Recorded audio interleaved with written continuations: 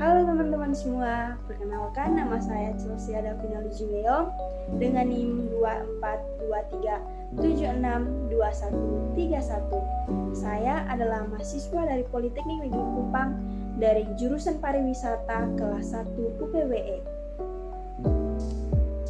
Selamat datang di petualangan seru menjelajah 38 destinasi wisata dari Sabang sampai Merauke. Indonesia adalah negeri dengan ribuan pesona yang sangat memanjakan mata dan hati. Dari ujung barat hingga ujung timur, ada begitu banyak keindahan menunggu untuk dijelajahi. Namun sebelum itu, kita harus tahu terlebih dahulu konsep pariwisata. Di Indonesia, menurut Undang-Undang Nomor 10 Tahun 2009, mendefinisikan pariwisata sebagai berbagai macam kegiatan wisata yang didukung oleh berbagai fasilitas serta layanan yang disediakan masyarakat, pengusaha, pemerintah, dan pemerintah daerah. Berdasarkan kajian Spilen 2019, pariwisata dapat dikategorikan menjadi beberapa jenis. Yang pertama, wisata alam, yang kedua, wisata budaya, yang ketiga, wisata buatan. Dan perlu kita ketahui bahwa sebuah destinasi wisata yang berkualitas harus memenuhi 4 komponen utama yang dikenal dengan konsep 4A. Yang pertama, attraction atau daya tarik yang mencakup keindahan alam, warisan budaya, dan atraksi buatan manusia. Yang kedua, accessibility atau aksesibilitas yang mencakup infrastruktur transportasi, kemudahan mencapai lokasi, dan ketersediaan moda transportasi. Dan yang ketiga, amenitas atau fasilitas yang mencakup akomodasi, restoran, dan pusat informasi wisata. Dan yang terakhir, ancillary service atau layanan pendukung yang mencakup pemandu wisata. Danau ini menjadi salah satu destinasi wisata unggulan karena keindahan alamnya, udaranya yang sejuk, dan nilai budaya masyarakat Gayo yang hidup di sekitarnya. Nah, destinasi wisata ini juga memiliki 3 komponen atau yang biasa disebut dengan 3A. Yang pertama, atraksi atau daya tarik. Daya tarik utama laut Danau Tawar ini yaitu alamnya. Keindahan danau yang dikelilingi perbukitan hijau dan hutan tropis, pemandangan matahari terbit dan terbenam di danau ini sangat memukau, sehingga bisa menarik para wisatawan untuk bisa berkunjung di destinasi wisata ini. Dan yang kedua, daya tarik budaya. Kehidupan masyarakat Gayo, seni tari saman, serta tradisi unik masyarakat setempat dapat dinikmati wisatawan. Dan yang ketiga, aktivitas wisata. Para wisatawan juga bisa memancing, berperahu, trekking di sekitar danau, atau sekedar menikmati kopi Gayo sambil melihat pemandangan danau.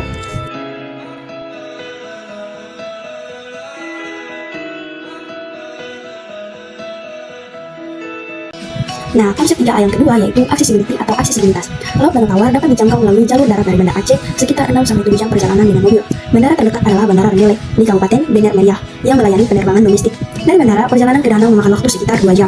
Jalan menuju lokasi sudah cukup baik, meskipun ada beberapa tanjakan dan belokan karena area pegunungan. Nah, kita akan masuk pada destinasi wisata yang kedua di Provinsi Sumatera Utara, yaitu Gunung Lokon. Gunung Lokon yang terletak di Kota Tomohon, Sulawesi Utara, memiliki sejarah dan latar belakang yang kaya terkait aktivitas vulkanik.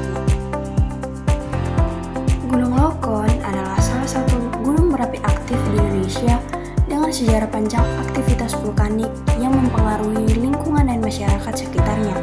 Keindahan alam serta potensi pariwisata menjadi daya tarik tersendiri.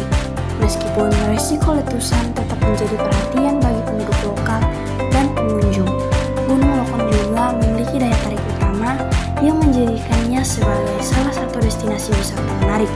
Berikut beberapa daya tarik utama di Gunung Lokon. Daya tarik utama Gunung Lokon yaitu Kawah Tompaluan. Kawah ini menjadi salah satu daya tarik utama di Gunung Lokon karena banyak pendaki yang datang untuk melihat langsung kawah ini yang dikenal dengan aktivitas belerangnya. Pengunjung seringkali berfoto di sekitar kawah meskipun disarankan untuk menggunakan masker karena bau belerangnya yang menyengat. Daya tarik yang kedua di Gunung Lokon yaitu rute pendakian yang menantang. Gunung Lokon menawarkan rute pendakian yang relatif mudah diakses, namun tetap menantang. Pendaki akan melewati sungai kering dan lahar tua saat menuju puncak. Medan pendakian ini menarik bagi para pencinta trekking, baik pemula maupun yang berpengalaman.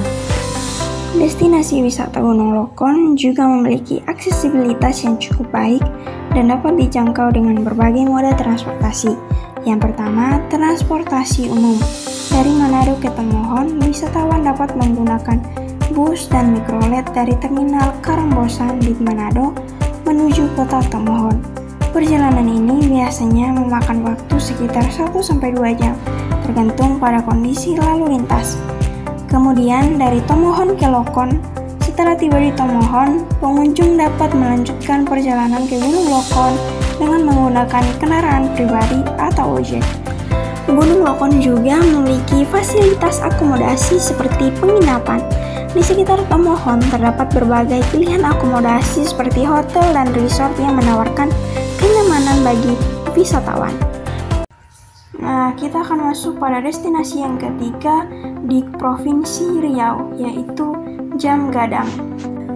Pembangunan Jam Gadang ini atas perintah Ratu Belanda Wilhelmina. Ini adalah hadiah untuk Rockmaker, Sekretaris Fort de Kock. Jam Gadang dibangun oleh seorang arsitek asli Minangkabau, yaitu Yasit Rajo Mangkuto Sutan Gigi Ameh. Kemudian total biaya pembangunannya mencapai 3.000 gulden saat masa itu. Jam Gadang juga memiliki beberapa daya tarik utama yang menjadikannya sebagai salah satu ikon wisata di Indonesia. Yang pertama, arsitektur yang unik. Jam Gadang memiliki desain arsitektur yang memukau, menggabungkan elemen budaya Minangkabau dengan sentuhan kolonial Belanda. Atapnya yang menyerupai gonjong atau tanduk kerbau mencerminkan kekayaan tradisi lokal, sementara struktur bangunan yang megah menambah daya tarik visualnya. Yang kedua, sejarah yang kaya.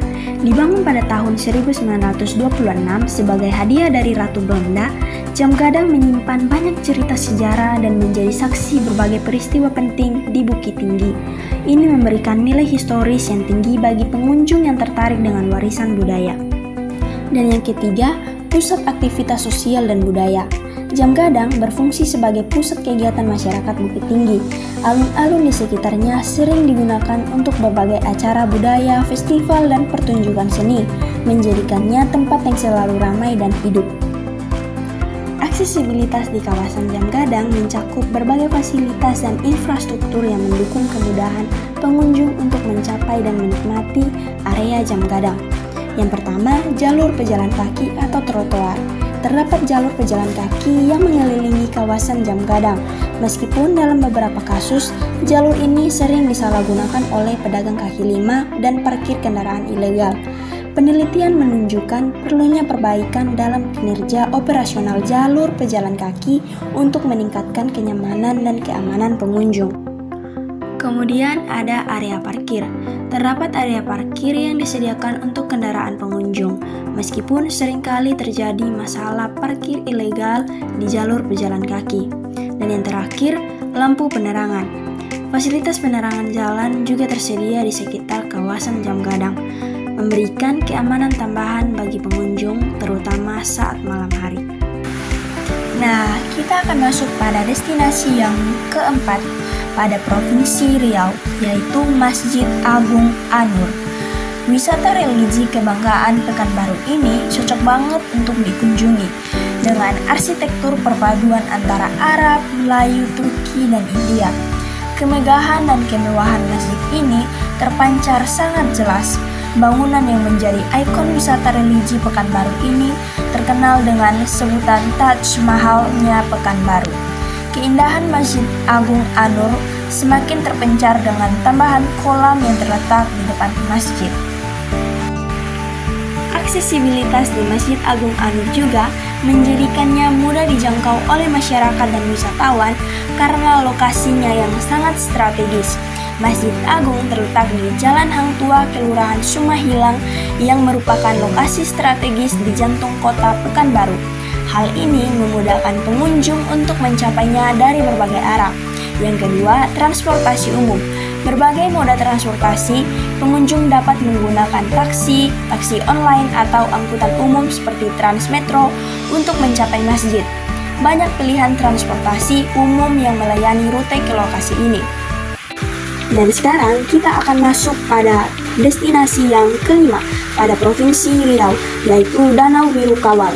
Teman-teman, Danau Biru juga memiliki cekungan bekas area pertambangan galian pasir. Pada tahun 1980-an, daerah ini dijadikan sebagai lokasi tambang pasir. Hasil tambang kemudian diekspor ke Singapura. Namun, pada era Presiden Soeharto, aktivitas pertambangan ini dihentikan dan tempat ini dibiarkan begitu saja. Saat tambang sudah tidak beroperasi, lubang bekas galian terisi oleh air hujan secara alami sehingga membentuk sebuah danau alami. Tempat tersebut kini dikelilingi semacam gunung pasir seluas 6.000 hektar, sisa dari hasil tambang yang telah ditinggalkan. Masyarakat setempat mengelola tempat ini sebagai salah satu objek wisata yang sangat menarik untuk dikunjungi. Perpaduan warna putih dan kekuningan dari pasir, hijaunya pepohonan, dan juga biru Tosca dari danau bisa memukau wisatawan yang mengunjungi tempat ini. Pemandangan danau bisa dijadikan sebagai latar belakang untuk berfoto. Nah, sekarang kita akan masuk pada destinasi yang keenam di Provinsi Jambi, yaitu Kebun Teh Kayu Aro. Kebun teh ini dibangun oleh pemerintah kolonial Belanda pada sekitar tahun 1925 hingga tahun 1928 bersamaan dengan pabriknya. Lahan yang dulunya berupa hutan diubah menjadi sebuah perkebunan yang mulanya ditanami kopi. Namun karena hasil yang kurang memuaskan, Belanda pun akhirnya menanami kebun ini dengan tanaman teh. Setelah Indonesia merdeka, perkebunan ini pun beberapa kali mengalami perubahan status dan juga manajemen. Akhirnya pada tahun 1974, kebun ini secara resmi dinaungi oleh PT Perkebunan 8. Salah satu daya tarik utama dari Kebun Teh Kayu Aro ini adalah kesempatan untuk melihat langsung proses pengolahan teh. Para pekerja di kebun teh ini dengan senang hati menjelaskan setiap tahap, mulai dari cara memetik daun teh hingga proses pengolahan yang rumit sebelum teh siap dipasarkan. Pengalaman ini memberikan wawasan yang mendalam tentang bagaimana teh berkualitas tinggi diproduksi. Kebun Teh Kayu Aro juga dilengkapi dengan berbagai fasilitas yang tentunya membuat pengunjung merasa nyaman saat datang ke kebun teh ini. Yang pertama, terdapat area parkir yang luas, kamar mandi yang bersih, dan masjid untuk kebutuhan spiritual pengunjung. Selain itu, para pengunjung dapat mencicipi kuliner khas kelinci dan menikmati teh hitam berkualitas tinggi yang diproduksi di tempat ini. Bagi pengunjung yang datang dari luar kota, tersedia banyak homestay dan hotel dengan harga terjangkau di sekitar Kebun Teh Kayu Aro. Penginapan-penginapan ini menawarkan kenyamanan dan pemandangan indah dari hamparan perkebunan teh, sehingga pengunjung dapat menikmati keindahan alam bahkan dari tempat mereka menginap. Kita akan masuk pada destinasi yang ketujuh di Provinsi Sumatera Selatan, yaitu Jembatan Ampera. Daya tarik utama Jembatan Ampera yaitu pemandangan Sungai Musi. Jembatan Ampera menawarkan pemandangan indah Sungai Musi, terutama saat malam hari ketika jembatan diterangi lampu warna-warni yang menambah suasana romantis dan estetik. Kemudian, daya tarik utama yang kedua, wisata sejarah dan ikon kota. Jembatan ini menjadi saksi sejarah perkembangan kota Palembang dan telah menjadi ikon kota yang populer di kalangan wisatawan. Banyak orang yang datang untuk berfoto dengan latar belakang jembatan yang megah. Nah, sekarang kita akan masuk pada destinasi yang ke-8 di Kepulauan Bangka Belitung, yaitu Pulau Leebong. Pulau Leebong terletak di Desa Lasar, Kecamatan Mambolong, Kabupaten Belitung, Provinsi Bangka Belitung. Pulau ini dikenal sebagai Maldives-nya Indonesia karena keindahan alamnya yang menakjubkan dan konsep private island yang diusungnya. Meskipun belum seterkenal pulau-pulau lain di Belitung seperti Pulau Lengkuas, Pulau Leebong perlahan mulai menarik perhatian wisatawan.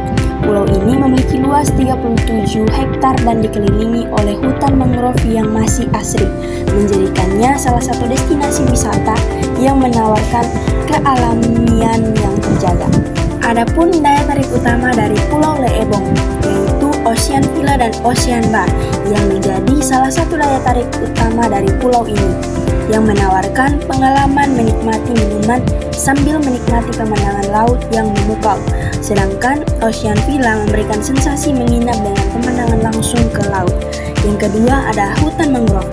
hutan mangrove di sepanjang sisi pulau menjadi daya tarik tersendiri, menawarkan kesempatan untuk menjelajahi keindahan alam dan menjaga ekosistem laut. Kita akan masuk di destinasi yang ke-9 di Provinsi Bengkulu, yaitu Benteng Marlborough. Benteng ini dibangun sebagai pengganti Benteng York yang dianggap tidak strategis dan banyak mengalami kendala, termasuk wabah penyakit yang menyebabkan banyak tentara Inggris tewas. Adapun daya tarik utama, yang pertama, arsitektur bersejarah. Benteng Marlborough adalah salah satu benteng terbesar kedua di Asia Tenggara dan memiliki arsitektur yang unik. Dasarnya yang menyerupai kura-kura menjadi ciri khas tersendiri. Yang kedua, ada nilai sejarah.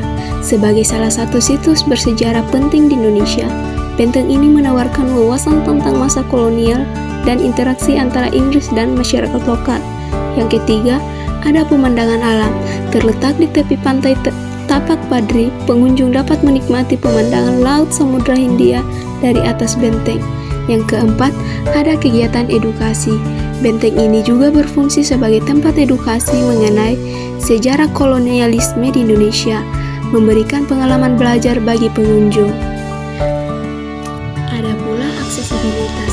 Benteng Marlborough dapat diakses dengan mudah dari pusat kota Bengkulu. Dari Bandara Fatmawati Soekarno, perjalanan menuju Benteng memakan waktu sekitar 30 menit menggunakan kendaraan. Lokasi benteng yang strategis menjadikannya mudah dijangkau oleh wisatawan baik lokal maupun mancanegara. Benteng ini juga memiliki fasilitas. Yang pertama, tiket masuk. Pengunjung dikenakan biaya masuk yang terjangkau, yaitu sekitar Rp3.000 per orang. Yang kedua, fasilitas umum. Terdapat toilet umum dan area parkir untuk kenyamanan pengunjung. Yang ketiga, pusat informasi. Tersedia informasi mengenai sejarah dan fungsi benteng bagi pengunjung yang ingin memahami lebih dalam tentang situs ini. Nah, kita akan masuk pada destinasi yang ke-10 di Provinsi Lampung, yaitu Taman Nasional Waikambas. Taman Nasional Waikambas adalah salah satu taman nasional terpenting di Indonesia, terletak di Kabupaten Lampung Timur, Provinsi Lampung. Dikenal sebagai pusat konservasi gajah Sumatera, taman ini memiliki luas sekitar 1.300 km persegi dan terdiri dari hutan rawa dan hutan hujan dataran rendah. Taman Nasional Waikambas juga memiliki daya tarik utama. Yang pertama, gajah Sumatera. Taman Nasional Waikambas terkenal sebagai tempat konservasi gajah dengan pusat latihan gajah di mana pengunjung dapat berinteraksi dengan gajah, menunggangi gajah, dan menyaksikan atraksi yang melibatkan gajah. Yang kedua, keanekaragaman fauna. Selain gajah, taman ini juga menjadi rumah bagi berbagai spesies lain seperti harimau Sumatera, tapi rusa sambar, dan beruang madu. Lebih dari 400 spesies burung juga dapat ditemukan di sini. Dan yang terakhir, petualangan alam. Pengunjung dapat menjelajahi taman dengan menyusuri sungai Waikambas menggunakan perahu, hiking di jalur-jalur yang telah disediakan atau berkemah di area yang telah ditentukan. Taman Nasional Waikambas juga memiliki beberapa fasilitas. Terdapat toilet umum dan area parkir untuk kenyamanan pengunjung. Kemudian,